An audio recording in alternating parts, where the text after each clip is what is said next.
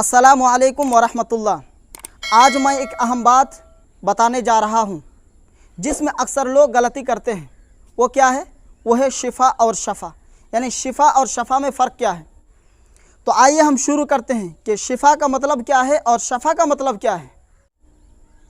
तो शिफ़ा का मतलब है सेहत, तंदुरुस्ती, बीमारी का इज़ाला, इलाज, दवा। इसी तरह कुछ लोग कहते हैं कि अल्लाह आपको शफ़ा दे।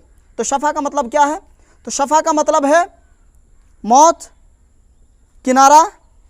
तो अक्सर लोग गलती ये करते हैं, जब किसी को दुआ देते हैं तो कहते हैं कि अल्लाह आपको शफ़ाए कामिला अता फ़रमाए, यानी आपको अल्लाह तबारक व तआला मुकम्मल मौत दे, जो कि बहुत बड़ी गलती है।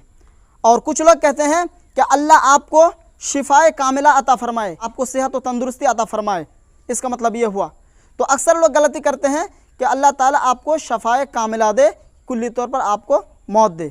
तो हमें चाहिए कि हम ये कहें कि अल्लाह आपको शिफ़ाए कामिला अता फ़रमाए, ये कहना चाहिए।